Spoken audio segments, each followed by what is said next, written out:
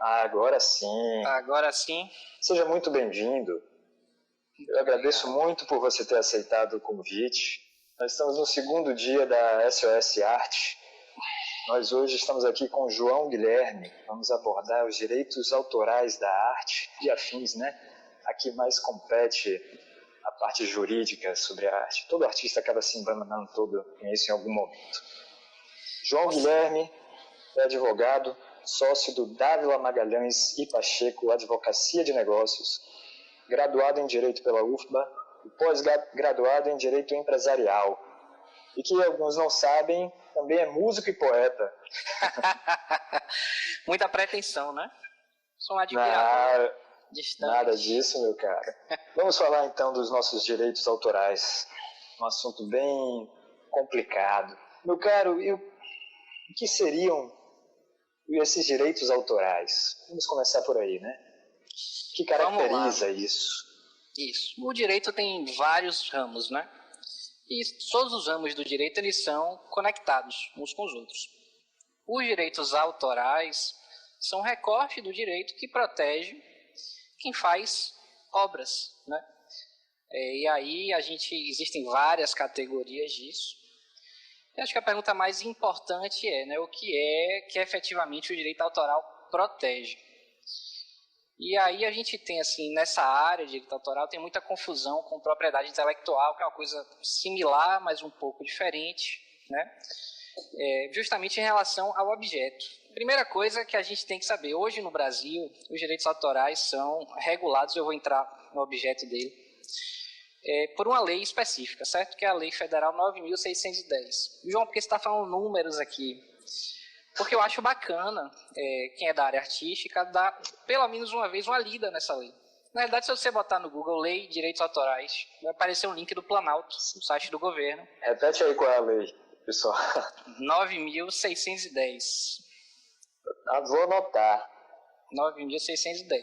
Se você buscar pela internet por Lei Direitos Autorais, você vai achar a lei certinha. Sempre o link do Planalto, do governo, certo? Você clica e vai ter a íntegra da lei. A gente do direito hoje, para consultar a lei, praticamente não usa livro, é internet mesmo. Sim. Certo? Então acho que vale a pena. Acho que quase tudo, né? Com certeza. Eu acho que vale a pena, assim, para quem trabalha com arte ou é muito envolvido com arte, dar uma lida uma vez. Claro que, assim, não tem expectativa, né? O artista de compreender 100% da lei, todas as minúcias. Certamente você vai precisar de uma orientação em determinados aspectos. Mas eu acho que dar uma lida é muito bacana para você ter uma ideia geral, né, do que é organizado pelo direito brasileiro. Mas vamos lá. Os direitos autorais, a gente, inclusive, quando você colocou os direitos autorais da arte, eu achei bacana, porque a arte não tecnicamente, o que é defendido pelos direitos autorais, né? Então, os direitos autorais defendem uma coisa mais abrangente, que ele chama de obras intelectuais, né? E isso abarca as letras, as artes e as ciências, certo? Sendo que aqui, para o artista, obviamente, a gente se foca aqui em letras, se você pensar em literatura, ou até a parte de música, mas que tem letra também, e artes em geral, aí o emaranhado de coisas, né? Que do âmbito criativo, né? Exatamente. Inclusive, tem uma coisa curiosa, que é o seguinte, a lei fala, uma expressão que ela não usa em praticamente nada, muito raro você ver esse termo na realidade, né? Ela fala assim, são obras intelectuais protegidas as criações do espírito, expressas por qualquer meio ou fixadas em qualquer suporte. Olha que interessante, né? A legislação falar muito. Criações do espírito, né? Porque o espírito não é juridicamente uma coisa que a gente defende, né? Mas eu acho bacana. Mas também a arte é difícil de definir, né? Meu caro, falando nisso, não sei se eu já começo a lhe complicar um pouco, mas quando a gente começa a falar das artes, da literatura, mas temos também a arte efêmera. Será que existe alguma proteção quanto à ideia da arte efêmera? Porque ela não existe um objeto. Exatamente. Né? Então vamos lá, o que é o direito autoral? Voltando à pergunta. O direito autoral é um ramo do direito que protege as criações, certo? As obras do intelecto, incluindo aí as letras, as artes.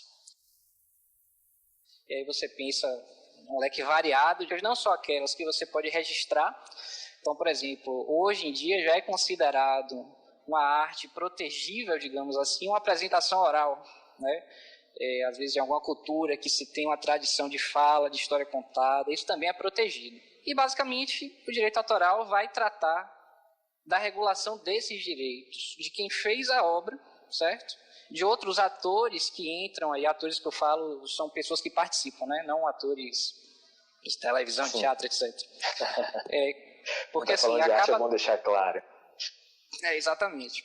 Existe muito, assim, muitos contratos de cessão de arte, que você cede seus direitos, e outras pessoas que participam desse meio, mas basicamente protege, né, e regula em como se dá essa proteção, essas obras intelectuais focadas em letras e artes, efetivamente, certo? Desde que seja uma obra original, a gente vai entrar lá, certo? E esteja dentro do período de proteção da lei, que a gente vai entrar também.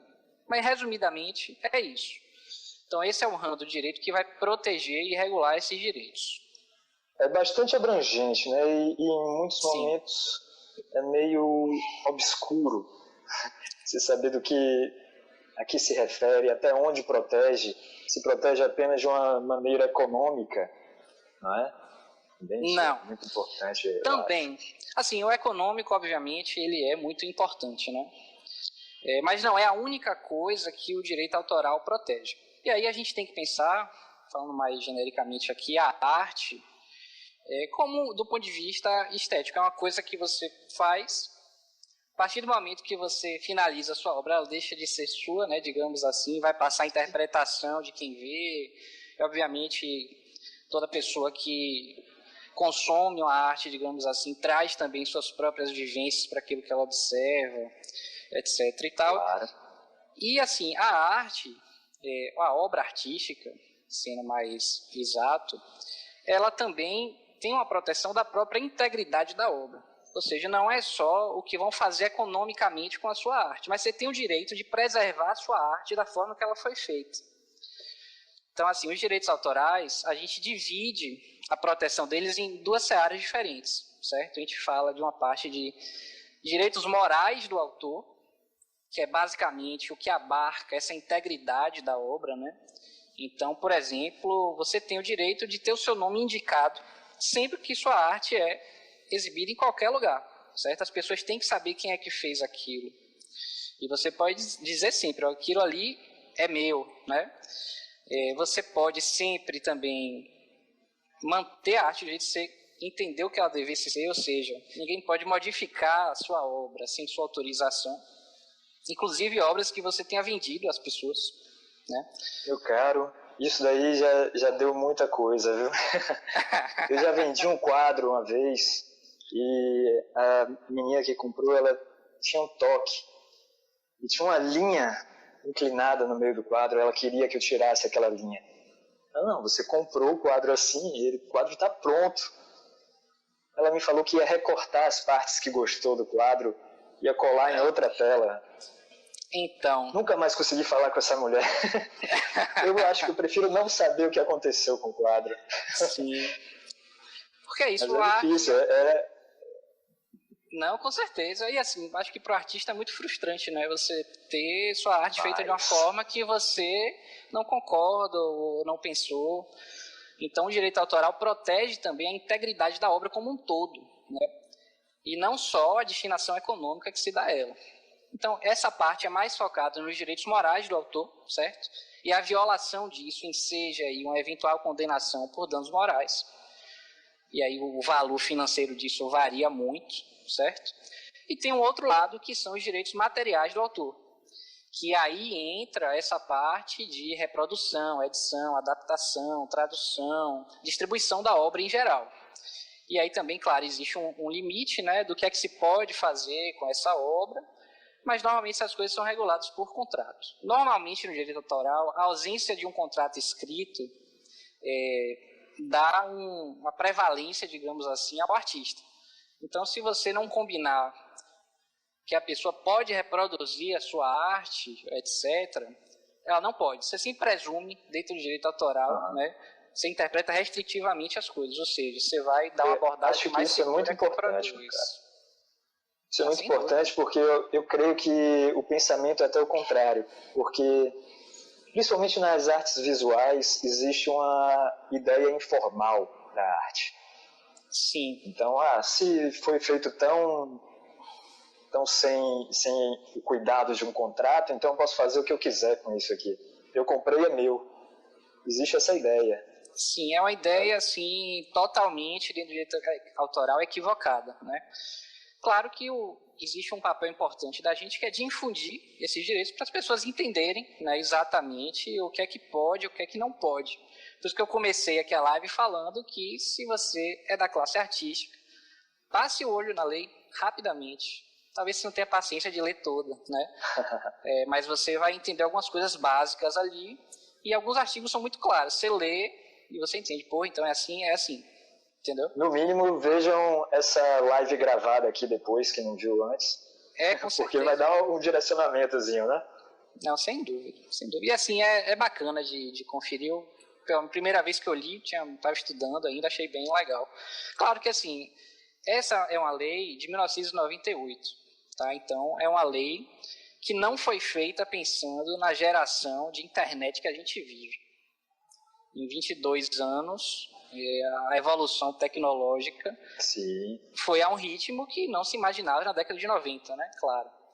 Mas não quer dizer que a lei... hoje em dia passa pelo digital em quase todos os pontos. Seja uma apresentação de teatro que a gente está vendo uma live, seja musical, seja uma imagem digital, uma ilustração digital. A forma de se consumir hoje em dia é completamente diferente. Então, assim, inclusive se discute hoje, né, uma nova edição dessa lei, com um novo texto mais adequado, né, ao cenário, mas não quer dizer que a lei de 98 não sirva para hoje. Ela, ao revés, regula tudo que tem, porque ela trata genericamente das formas de exposição. A internet nada mais é do que mais uma forma de você expor seu trabalho, né? Eu lembrei de um caso que eu tive, que é acho que ilustra bem isso, né? Eu tive um cliente que era um compositor. Ele faz várias músicas, letrista, faz melodia, tudo. Vamos esconder os nomes. Vamos esconder os nomes. E, de repente, um belo dia, ele acordou e viu que a música dele estava fazendo um sucesso danado na Verso de Arrocha. Que, assim, não era o foco musical dele, entendeu? Então, obviamente, ele ficou muito chateado. E a gente tem alguns anos aí com essa ação tramitando, e um cantor famoso de Arrocha, né, que gravou a música dele sem autorização, vendeu disco com a música dele sem autorização. Eu creio que ser famoso complica mais ainda, né? Eu acho que a fama dá o respaldo. E assim, é isso, as pessoas não sabem, né? E tem obrigações básicas que muitas vezes não são cumpridas. Claro que assim, se você entra em determinados setores, por exemplo, rádio, não que as rádios cumpram 100% do que deveriam, né? Mas existe uma fiscalização maior, um acompanhamento maior. E pequenos delitos, digamos assim, contra os direitos autorais são muito difíceis, na verdade, de serem identificados, né? Então tem essa dificuldade prática de você identificar. Aí, claro, depende também do alcance que você tem, coisa e tal. Mas voltando a esse caso, então, nessa hipótese, veja que o que foi abalado não foi fora os discos que foram vendidos, com músicas de várias pessoas, que não do cantor, né? Porque existe uma forma correta de você fazer isso, né? A pessoa pode gravar sua música, você faz um contrato, você cede o direito da música, ajusta um valor financeiro para aquilo e pronto. Mas a questão o cara nunca queria que a música dele virasse uma rocha, entendeu? Então, isso dói no coração. Fere o bolso e o ego, né? Exatamente. Mas, pô, eu acho que devia... Você acha que com isso significa que nós devemos registrar tudo que a gente faz? Tem alguma diferença? Então, o registro é um tema, não vou dizer sensível, mas é um tema importante dos direitos autorais, certo? A lei de 98, que é essa lei que está vigente até hoje, ela tirou a obrigação que tinha do registro de obras artísticas, que existia até 1998, certo? Isso quer dizer que a gente não deve registrar o trabalho de jeito nenhum. Registrar a obra artística não é uma obrigação, certo? Você pode ter sua obra sem registrar, mas é altamente recomendável que você o faça. Por quê? Se você disser que o trabalho é seu, e outra pessoa disser que o trabalho é dela, a gente vai ter uma discussão sobre provar de quem é aquela obra. E aí a gente entra no que chama do direito de ônus da prova, que é basicamente dizer, ó, quem tem que provar isso é A, quem tem que provar aquilo é B. Quando o artista registra a obra, eu vou até falar um pouquinho de onde se registra ela, quais são os órgãos que se faz, enfim, resumir o procedimento aqui. Mas quando o artista registra a obra, a presunção milita a favor dele. Então, se eu tenho uma obra registrada e outra pessoa diz que a obra não é minha, a presunção legal é de que a obra é minha, sim. O que não quer dizer que, eu registrei a obra, então não vai ter mais discussão sobre de quem é essa obra. Não. Esse registro admite prova em contrário. Então, sei lá, eu peguei aqui, Bob me deu um quadro, eu peguei o quadro de Bob, peguei a gravura toda, a estética, fui lá, registrei no lugar competente, falei, eu que fiz, João Guilherme que fez esse quadro. Bob vai falar, poxa, mas não foi você que fez esse quadro, né? E aí a gente vai entrar numa disputa. Se Bob conseguir provar que ele fez aquilo, e aí tem várias formas de você provar isso, uma publicação na internet em data anterior ao registro, uma testemunha que viu aquela obra ser elaborada, enfim, se você conseguir provar, aí tem diversas formas. A gente se encaixa então mais na questão da data? Sim, o mais importante no direito autoral é uma coisa que a gente chama de anterioridade, certo? Então, não é o único fator que a gente vai levar em consideração, mas é o mais importante. Então, a primeira pessoa que conseguir comprovar a veiculação daquela obra vai conseguir garantir o direito dela. Porém, quando o artista registra a obra, ele tem uma presunção de que aquela obra é dele. Então, até alguém declarar judicialmente que não é, entendeu? É um longo trajeto. Ou seja, ter a obra registrada pode ser um pouco chato de ficar fazendo no dia a dia, né? Porque assim, as coisas estão concentradas no Rio de Janeiro, então tem que mandar correspondência, não são todos que aceitam os formulários por e-mail. Mas, se eventualmente um litígio em torno daquilo, você vai ter uma prova muito mais forte do que se não tivesse o registro. Qualquer coisa que a gente poste na internet já marca a data? Sim, com certeza ajuda. Claro que não é a única coisa, né? Existem outros fatores que a gente leva em consideração. Mas o registro é sempre recomendado. E existem formas e mais formas de se registrar. Porque, pelo menos ao que me cabe, eu registrei meus livros. Isso eu já sei... Onde é que você registrou? Já fico com o pé...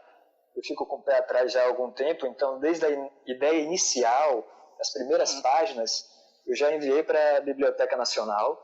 O pessoal até pensa que é uma grande coisa, mas é baratinho, muito barato, menos de R$30 você envia sua correspondência para lá e já está registrado, garantido lá esse ponto pelo menos. Agora, e quanto às outras, né? Eu sei que a música, existem alguns sites de registro, até onde isso é realmente real, isso realmente eles estão registrando ali.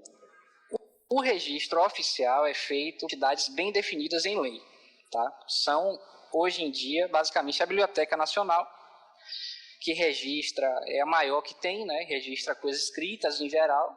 Então você pode registrar um livro, um conto, um romance, uma conferência, um artigo. Tem algumas categorias que você pode registrar em mais de um lugar, por exemplo. Até letra de música, creio eu, né? Sim, letra de música, revista em quadrinho, roteiro de peça, roteiro de filme. Tudo que você puder fazer por escrito, você pode registrar na Biblioteca Nacional, certo? É o que tem o maior volume. Você pode fazer o registro na escola de música. A escola de música é a escola de música da UFRJ, tá? Necessariamente, é a única no país que tem essa função, sendo que na escola de música você tem que registrar a partitura. Então, se você tiver só a letra de uma música, por exemplo, é melhor você registrar na Biblioteca Nacional, entendeu? Sim.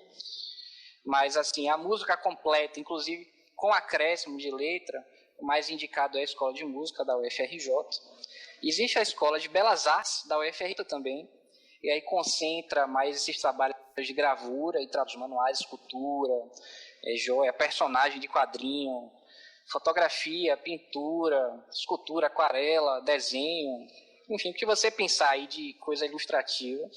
Isso tudo, João, pode fazer pela internet? Sim. Esses procedimentos todos hoje, assim, você pode começar pela internet na realidade, mas aí cada órgão desse vai delimitar exatamente a forma de envio, tá? Normalmente eles trabalham com envio de correspondência. João, por quê? Não sei. Mas a essa altura, ficaram né? assim. Exatamente. A gente tinha Imagina o tamanho daquela biblioteca recebendo a documentação de todo mundo ao longo de tantos anos, desde o início do país.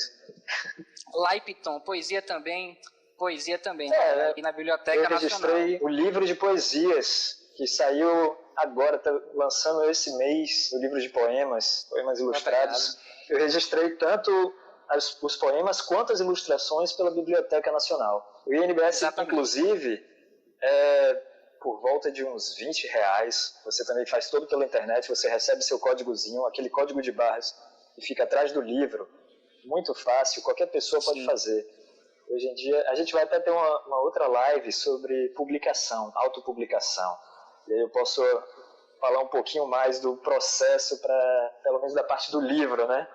Sim, para chegar a isso. Bom, e fora isso, a gente tem assim, outras coisas que se registram, que são obras intelectuais, mas não são necessariamente ligadas à arte, né? Aí eu estou falando basicamente do conselho que você conhece, né, que é o Conselho Federal da área de arquitetura, engenharia, etc., né, que aqui localmente é o CREA, mas tem um CONFEA, que é um conselho federal, e que aí você pode registrar projetos. E a arquitetura brigaram já, agora existe o CAU, o Conselho de Arquitetura e Urbanismo. O CREA era o maior conselho da América Latina. O Conselho Federal era muito grande, todas as engenharias, arquitetura, agronomia. Precisava realmente começar a separar as coisas. Sim. Já tem uns poucos anos que mudou. Então, mas esse tipo de projeto se registra no órgão vinculado a essa atividade, né? E o INPI, que é de propriedade industrial. Então, ele entra mais em questão aí de patente, de invenção, de logomarca empresarial, mas no mundo realmente aí das empresas entra muito na questão de direito concorrencial, né? Em relação se pode, quem registrou antes, quem não registrou, mas não tem assim uma relação direta com o direito autoral. Então, o direito autoral, a forma mais prática de você registrar é essa. É possível também registrar em cartórios, digamos assim, de documentos, que vai servir como uma prova se você precisar discutir isso eventualmente, mas não é o ideal. O ideal é realmente centralizar.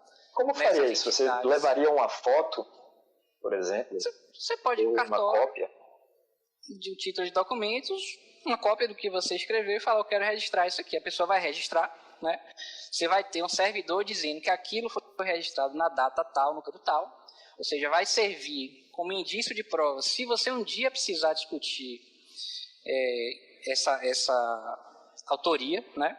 Mas não é o mais indicado, não é uma prova tão forte quanto um registro na entidade própria para esse tipo de registro, entendeu? Inclusive, assim, a gente usa muito hoje, tem um negócio que a gente chama de ata notarial, que é reduzir a termo um determinado fato em cartório. Então, a gente usa para garantir a autenticidade de provas digitais, por exemplo, rede social, postagem em rede social. Imagine, eu tenho aqui uma conversa do Facebook que eu quero usar em processo judicial, né? Se eu printar a conversa e colocar no processo, ela vai estar lá, mas a outra parte pode dizer, rapaz, esse texto aqui foi editado. Eu não digitei isso nunca, certo? Aí o juiz vai ficar aí agora, aí vai ter que chamar um perito de informática para dizer se houve edição naquela imagem ou não, né? Ou seja, aí você já perdeu 2 anos de sua vida com o processo se estendendo, certo? Sendo que, se você tiver ata notarial, né? Ou seja, comparecer ao cartório tal, na data tal, fulaninho me entregou tais documentos, acessei o link www.facebook, e constatei que, e reduz a termo que está lá, essa é uma prova muito mais segura de você utilizar judicialmente do que um print, entendeu? Sim. Então os cartórios têm essa função de registro. Escuto muito isso, que eu postei na internet, então já está garantido que é meu. Não, mas aí agora existe... É porque existe uma questão de segurança digital, né? Que é o conhecimento que a gente, normalmente, que não trabalha na área, a gente não tem o conhecimento avançado disso, né? Se você me mandar um print... muitas coisas podem ser modificadas ali, né? Exatamente. Tem experts que trabalham com isso, né? Tem gente que trabalha com voz, com imagem, enfim. O cara usou um Photoshop ali, você nem viu o que aconteceu, entendeu? Então, esse tipo de produção de prova é muito mais segura. E a mesma lógica com registro de obra artística, entendeu? Você tem, claro, se você for no cartório, vai servir? Vai. Se puder mandar diretamente para a entidade reguladora, mande, entendeu? Mas serve. Serve isso para qualquer coisa assim que você precisar judicialmente discutir em algum momento. Pessoal, vamos aproveitando também. Manda para os artistas, amigos de vocês, a galera de direito, ou até mesmo aquele que gosta da arte, porque às vezes você está comprando, consumindo a arte e não tem essas minúcias, né? Esse conhecimento de até onde vai, o que é seu, o que é do artista que você tem ali em casa. E aí você tendo sua obra copiada na internet, o que você faz contra isso? Assim, eu fiz direito porque eu não queria comer reggae, tá ligado?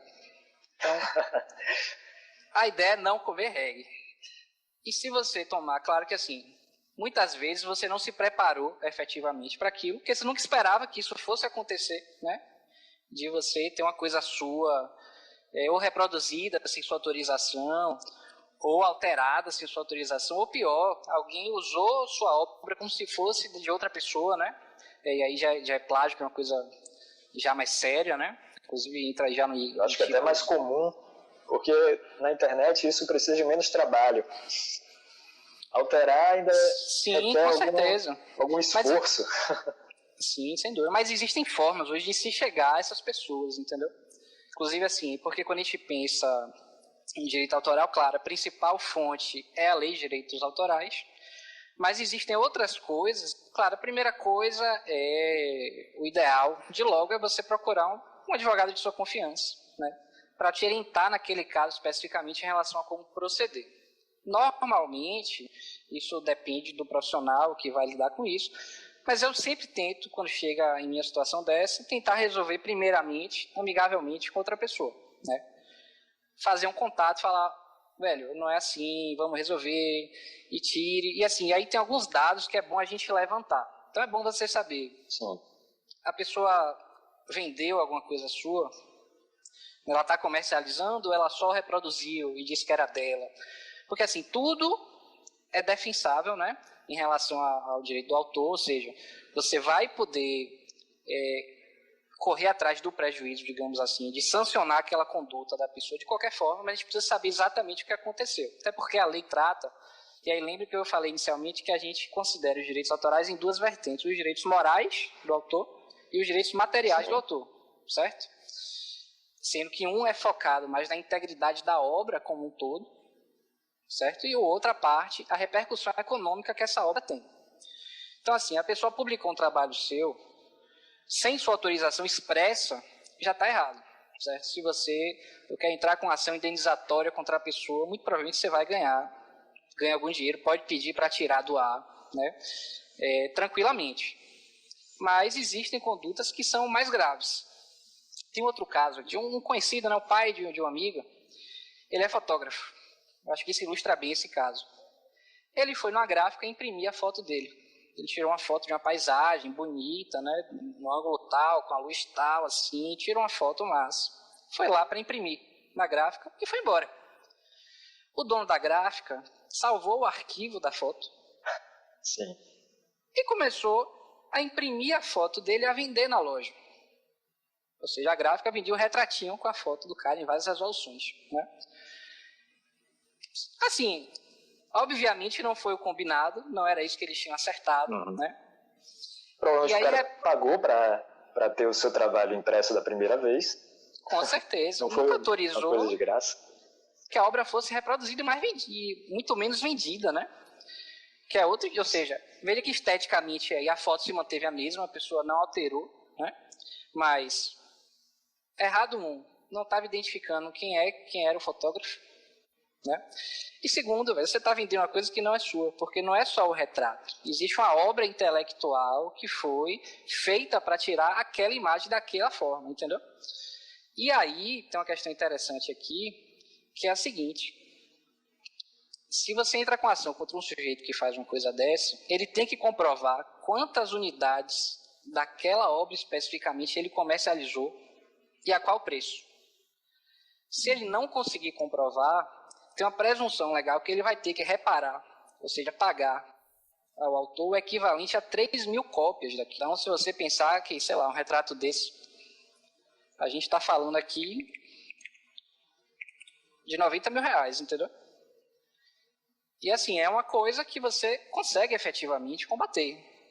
Então, não é muito comum que as pessoas sejam reincidentes nesse tipo de conduta depois de serem acionados, né? Porque, inicialmente, o sujeito pode achar que não vai ter nada, não vai acontecer nada, mas acontece. A maior parte das vezes não deve acontecer, realmente, né? Sim, porque não ainda tem mais se for pela internet, conexão, né? Sim, pela internet, às vezes, para você saber, chegar a seu conhecimento, pode nunca chegar. Sim, é complicado. Inclusive, assim, existem hoje tecnologias que identificam alguns tipos de obra automaticamente.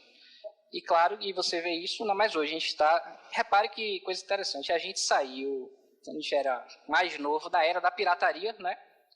A gente era adolescente, pré-adolescente, assim, e aí você vai lembrar que todo mundo baixava música na internet, baixava filme na internet, baixava tudo. Quando chegou aquele próprio gravador de DVD no computador, exatamente. Toda tia pedia um CD. Exatamente. Então, e a gente tinha uma cultura difundida que já era uma cultura ilícita, entendeu? Não era uma coisa que foi permitida por um tempo, não era, mas as pessoas faziam muito. E a gente vive hoje um outro momento, que é a era do streaming, né? E a era do streaming traz novas demandas em relação a isso. E aí você imagine, por exemplo, que o YouTube hoje tem um sistema que ele identifica se está sendo reproduzida uma música registrada, que tem o direito autoral garantido, sem autorização da pessoa ou não. Entendeu? Quanto é que custou para eles desenvolverem isso? Salvo engano, 100 milhões de dólares, entendeu? Então não é uma coisa prática ou fácil de se fazer. Mas a indústria vai se moldando a isso. E a era do streaming tem uma peculiaridade. Se eles pagarem porque tem retorno, né? Isso é interessante para você ver o nível disso. Meu irmão, ele é músico paraense, inclusive ele vai falar sobre a reinvenção da quarentena lá para os últimos dias da live, né, no domingo. Ele estava me contando que às vezes ele tem que acionar o YouTube porque o YouTube corta as próprias músicas dele, os direitos autorais. Sim, velho, é isso. E assim, claro que isso está em aperfeiçoamento. E a era do streaming, ele traz uma certa legalidade, porque hoje, repare, quantas pessoas pagam Spotify, Netflix, né? E essas empresas não pegam o produto pirateado, ou seja, elas fazem acordos com as pessoas que detêm os direitos autorais daquilo para transmitir por determinado período de tempo, entendeu? Ou seja, você movimenta financeiramente toda a indústria. Que a pirataria nada mais é do que você desconsiderar o trabalho de todos os profissionais, né, que fizeram aquilo acontecer. Talvez se, sei lá, Caetano Veloso não fosse remunerado pelo trabalho dele, a gente não teria discos incríveis, entendeu? Bom, assim, porque tem uma galera vamos piratear, acesso à informação, a tudo, mas alguém gerou aquela informação, né? Existe um valor agregado àquele trabalho para levar ou a música ou o quadro, ou o que quer que seja. E é isso, eu acho que nessa era de streaming, assim, a gente então sai de um cenário que todo mundo fazia uma coisa irregular para, talvez involuntariamente, porque não tenha sido uma coisa totalmente consciente, né? A gente entra numa era que aos poucos essas relações vão sendo regularizadas, né? Em termos práticos, né? Porque a legislação sempre teve, é a mesma, o direito... Vai evoluindo em conjunto, né? Exatamente. Mas é isso. Então, se alguém copiar sua obra, primeiro contato, e aí levanta as informações, já que você descobriu que aquela pessoa está usando sua obra. E aí você vai saber. Obviamente, se você não autorizou aquilo, então já começa errado, né? Você tem que ver se ela está vendendo, e aí veja que tem diversas formas de você verificar isso, e formatos diferentes também. Então, se, por exemplo, o Valdo fez um desenho, e aí descobriu que o desenho dele está saindo uma estampa de camisa em São Paulo, a rodo. Essa é uma situação, né? Outra situação é um cara postar seu desenho no Instagram sem sua autorização e dizer, esse desenho é de Valdo. Está errado do mesmo jeito, tá? Não é que você pode identificar que você pode fazer de qualquer jeito, né? Você tem que pedir autorização, divulgação, etc. Mas assim, existem sonhos mais ou menos gravosos. Então o ideal é juntar o máximo de informações possível, certo? E aí, dentro da advocacia, a gente normalmente faz notificação extrajudicial, ou seja, a gente o escritório manda uma cartinha pro cara, fala, amigo, é o seguinte, você está fazendo besteira, nós queremos consertar antes que medidas mais drásticas sejam adotadas, que é uma ação judicial. Aquele caso, por exemplo, da música do Arrocha, o cliente está em recurso ainda, mas ganhou em primeiro grau, ganhou em segunda, condenação de R$100 mil. Claro, considere aí que não é toda condenação que vai ser de R$100 mil, né? Mas as músicas que foram interpretadas sem autorização, com arranjos não autorizados, no formato não autorizado, teve, nesse caso aí, uma repercussão enorme, né? E tem um fator também que é o seguinte, dentro dessa parte artística tem uma coisa que chama de ineditismo, né? Que é bem importante, que é a primeira saída daquela obra. Ou seja, o autor da obra sempre vai definir quando é que a obra vai a público ou não. Certo? Lembrando que o que a gente registra e protege são as ideias concretas que foram já exteriorizadas de alguma forma, certo? Ou seja, ideias soltas, que você perguntou no começo da live, não funcionam. Ah, João, eu tive uma ideia aqui para fazer um conto que é o seguinte, um cara cai de guarda-chuva num vagão do trem, encontra uma girafa e eles começam a conversar sobre Nietzsche. Posso registrar essa ideia? Não. Entendeu? O direito vai proteger essa ideia? Não. Escreva como efetivamente foi o encontro do cara da sombrinha com a girafa e aí você vai ter uma proteção, né? O máximo de informação possível para aquele momento. Sim. E aí vale a pena, assim, se você... não tenho como procurar um advogado agora, mas estou vendo que estão usando, aí você já pode tomar medidas alternativas. Então, veja, se você não tiver registrado a obra, registre. Se você viu no Instagram de alguém uma obra sua sendo feita sem autorização, vá no cartório e faça uma ata notarial, né? Ou seja, vá no cartório, digite os documentos e diga, eu quero que você conste isso aqui, desse link aqui, vai com o celular na mão, mostra o cara na hora, leve print, entendeu?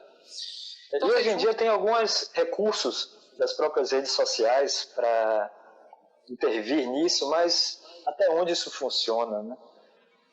Muitas vezes você não tem resposta, isso deve acontecer em uma quantidade muito grande. E muitas vezes também a rede social não tem como verificar quem é que está certo, né? Ou seja, de quem é aquela obra.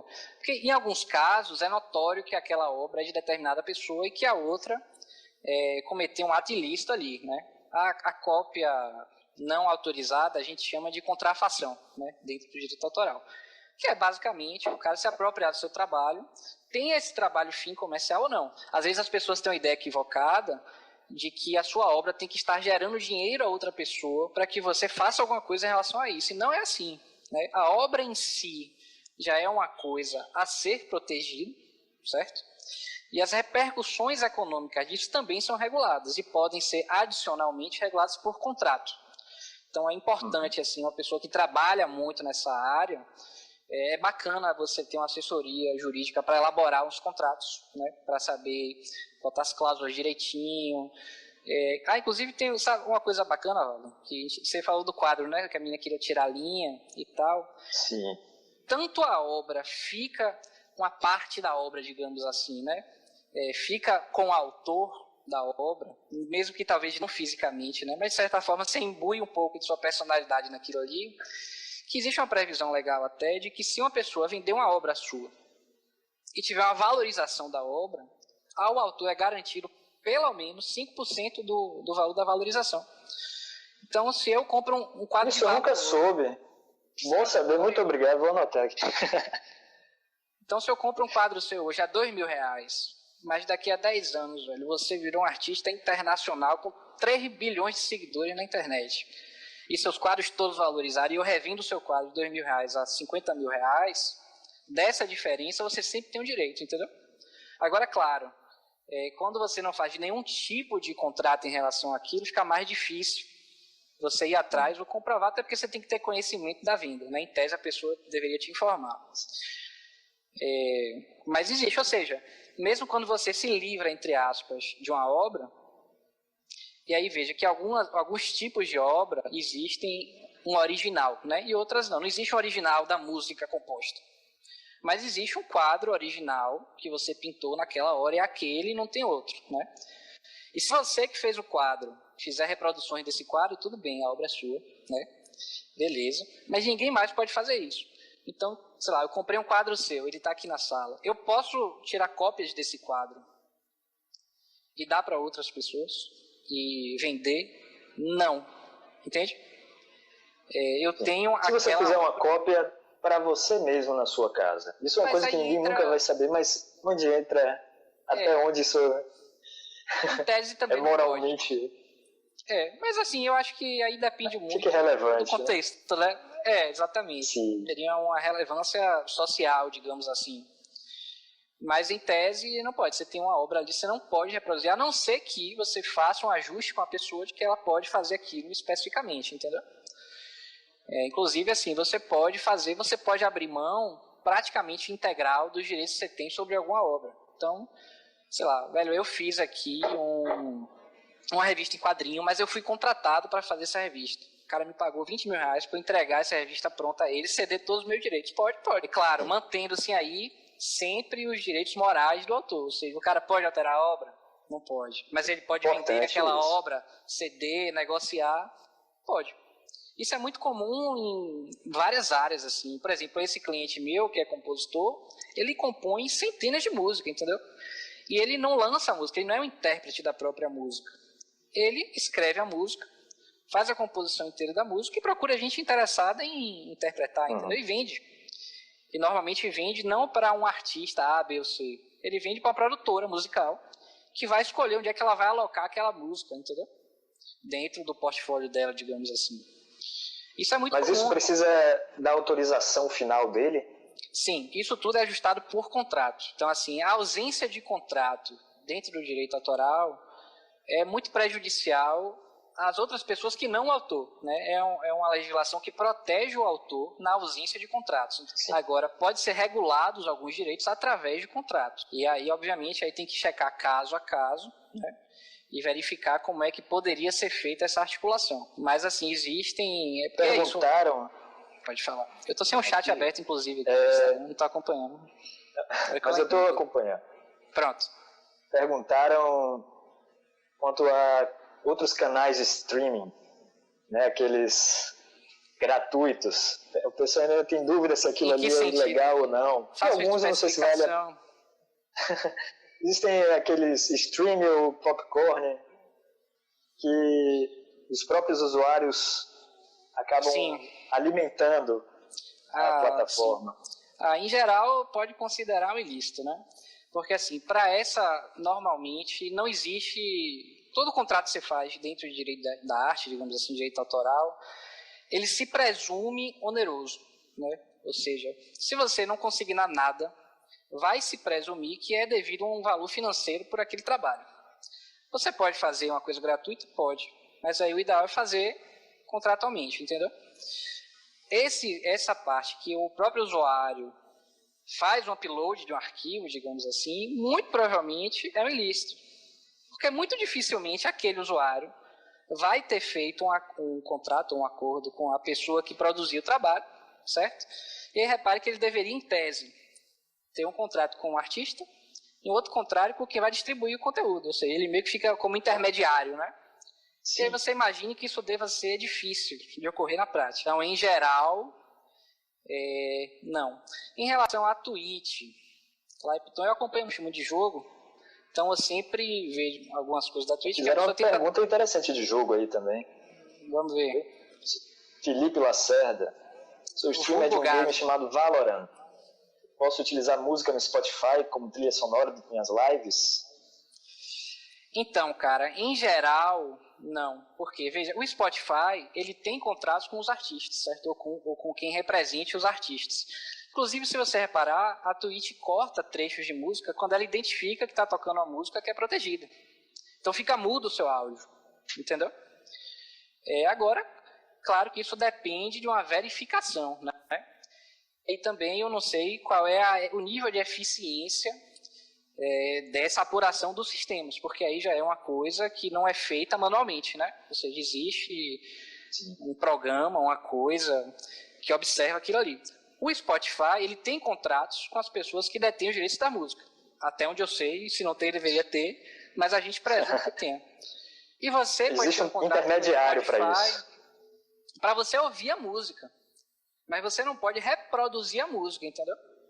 Ou seja, você está pagando para ter acesso, mas não para divulgar. E aí são coisas diferentes. Apesar de ser o mesmo objeto, pensemos assim, né? A música tal, são relações contratuais distintas, entendeu? Agora, claro, lembrando que existem coisas que são direitos cedidos e outras coisas que são de direitos assim, cedidos, que eu digo, tem gente que autoriza você fazer o que você quiser com a obra dele, certo? Se você pensar, por exemplo, sei lá, na verdade nem sei se esse exemplo é certo, tá? Mas eu pensei aqui em Radiohead, que foi a primeira banda que disponibilizou as próprias músicas para download no site. Isso lá atrás, né? E falou, galera, é o seguinte, meu disco novo é esse aqui. Se você gostou, deposite aqui quando você acha que ele vale, né? E tá liberado, velho. Pode baixar à vontade. Mas aí é uma coisa. E existe outra coisa que é reproduzir tudo sem nenhum tipo de autorização. E sim, tem um detalhe importante que é o seguinte. As obras, elas ficam protegidas por um período de tempo, né? Normalmente, até 70 anos após a morte do autor da obra, certo? Mas tem alguns casos específicos que aí pode ser, em algumas áreas, que é um prazo menor de 70 a partir da obra. Mas, e tem geral, aqueles também que conseguem burlar isso, né? Tipo a Disney. Em que sentido? A Disney conseguiu manter os personagens dela aí de uma maneira quase vitalícia. Não sei como. Talvez você consiga me explicar. Aí repare que assim, a gente tem... Essa é uma previsão que é uma previsão brasileira. A gente tem diversos tratados internacionais para regular essa relação entre países, né? Entre artistas de países diversos. Mas, em geral, vira o que a gente chama de domínio público. Então, o artista morreu, ele passou 70 anos, se considera que aquilo é um patrimônio agora da humanidade. Então, assim, por exemplo, eu quero transmitir Beethoven aqui na minha live da Twitch. Pode? Pode, porque tem mais de 70 anos que Beethoven morreu. Né? Então, a obra dele já é considerada um bem de domínio público, qualquer pessoa pode usar. Mas se, sei lá, claro que você não vai morrer agora, né? Mas se hipoteticamente você morresse agora e tivesse descendentes, na verdade, herdeiros, não precisa nem ser descendente, pode voltar para seus pais ou para sua esposa, o que for. Sua obra vai continuar protegida por 70 anos, entendeu? E todos os benefícios financeiros auferidos daquilo ali vão ser revertidos para os seus herdeiros. Entendi. O Bob falando aqui que talvez tenha uma conta comercial do Spotify, que aí você paga para reproduzir as músicas. Na verdade, existem como se fossem pequenas editoras, nas quais você registra e elas distribuem para o Spotify e outros canais. Isso acontece também com livros. Existem algumas formas de publicação que eles distribuem para as formas de e-book, para livrarias pod, que é print on demand, mas isso aí é para outra live. E veja que isso depende também do acerto do artista ou da produtora que representa o artista com o próprio Spotify, né? Porque assim, eu nunca tive acesso a um contrato com o Spotify, mas muito provavelmente aquele direito de reprodução só vai até o Spotify, ou seja, não é otorgado ao Spotify o direito de ceder o direito de reproduzir aquilo, entendeu? É muito difícil que tenha isso, porque aí o artista perderia o controle, né, em relação ao que é que está saindo. Agora, claro, pode ajustar por contrato? Pode. Mas eu imagino que não seja uma situação comum. João, meu caro, muito obrigado. Um prazer ter você aqui comigo. Ótima conversa. Eu aprendi muito. A iniciativa. Se alguém tiver dúvida aí, manda depois.